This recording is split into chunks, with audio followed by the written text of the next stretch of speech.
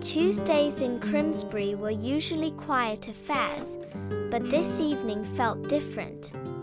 The rain had finally stopped sometime after 9 o'clock, leaving behind a thick swirling fog that drifted softly through the sleeping streets.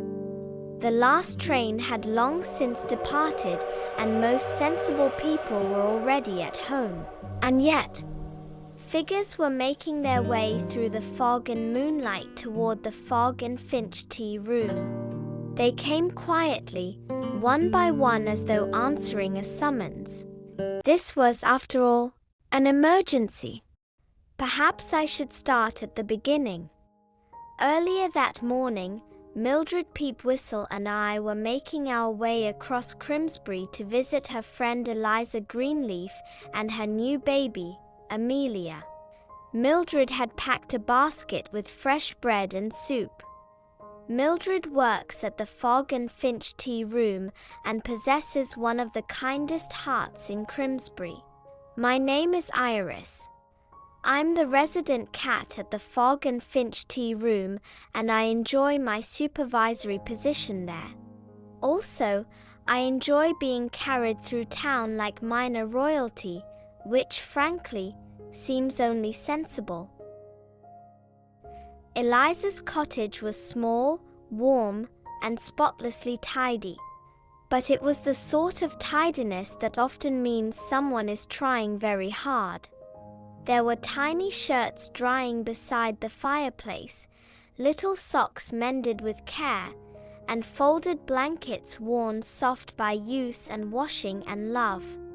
Humans, I have observed, often stitch hope into things long after the thread should reasonably have given up. "Hello, Mildred." Eliza beamed, cradling baby Amelia in her arms. She glanced at the basket and smiled. "Whatever did you bring? It smells delicious." "And hello, Iris. You two are just in time. I was about to put Amelia down for a nap." Naturally, Mildred and I looked around for a cradle. There wasn't one. Instead, beside Eliza's chair sat a dresser drawer lined with blankets. Eliza gently placed Amelia into the makeshift bed, and within moments the little one had drifted quietly off to sleep. The drawer had been polished carefully, the blankets folded neatly, and the tiny pillow embroidered with flowers. It was not sad, it was loved, which somehow made it sadder. Eliza noticed Mildred looking. "Oh, it's only temporary," she said quickly. "Thomas is going to build her a proper cradle just as soon as he can." Then she smiled. "Besides, she rather likes the drawer." Mildred smiled too. A brave little smile. The sort humans use when they are trying not to cry in front of one another. We walked nearly half the way back before Mildred finally spoke. "She's going to need so many things," she said quietly. "Blankets and clothes and a proper cradle." She looked down at the cobblestones. "And babies really ought to begin life in something better than a drawer." By the time we returned to the Fog and Finch, Mildred was unusually quiet. This was alarming. Mildred generally treated silence as a personal challenge. I have observed that when she stops talking entirely, one should probably investigate. She barely smiled even when Silas arrived with the afternoon delivery, and she always smiled when Silas visited. This meant that either something was terribly wrong or she had developed a fever. Humans can be surprisingly difficult to interpret. Later in the kitchen with Doris, she finally said, "I do wish there was something we could do." Doris Puddlewick continued kneading dough.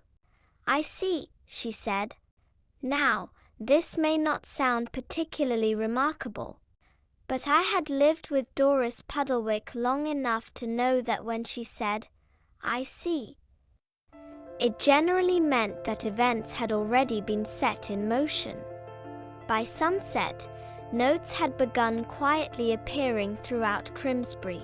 Tuesday, after closing, bring your sewing basket. No explanation was necessary. Apparently one never was. That evening, one by one they quietly made their way through the dark, foggy streets and into the cozy secret backroom of the Fog and Finch. They worked with almost military precision. Miss Ruby cut fabric by lamplight, and I assisted by sitting on the fabric pieces and preventing them from escaping. It was demanding work. Mrs. Merriweather and Doris knitted socks so small I suspected they might fit only sparrows. Someone polished old storybooks. Someone else wrapped jars of jam in ribbon. Humans become remarkably efficient when armed with tea and a sense of purpose. It is rather terrifying to witness. Late into the night, the table had disappeared beneath blankets and books and tiny knitted things. There were gowns, booties, toys, preserves and a stuffed rabbit wearing one is slightly higher than the other. Everything a little one might need. Almost. There is only one problem, said Miss Ruby quietly. Everyone looked toward the empty space beside the table. There was no cradle. The room fell silent. Very late that night, Doris carried the basket through the sleeping streets of Crimsbury. I accompanied her, naturally. Someone had to supervise.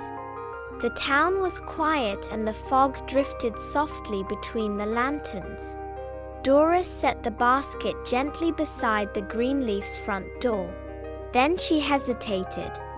It still didn't feel complete, and that was when we heard it. The soft creak of wagon wheels. A lantern appeared first, then the horses. Slowly Mr. Willoughby's wagon emerged from the fog. He had the strangest way of appearing at just the right moment. He smiled that familiar smile of his. The one that always suggested he knew considerably more than he intended to explain, and no one would ever dare to ask.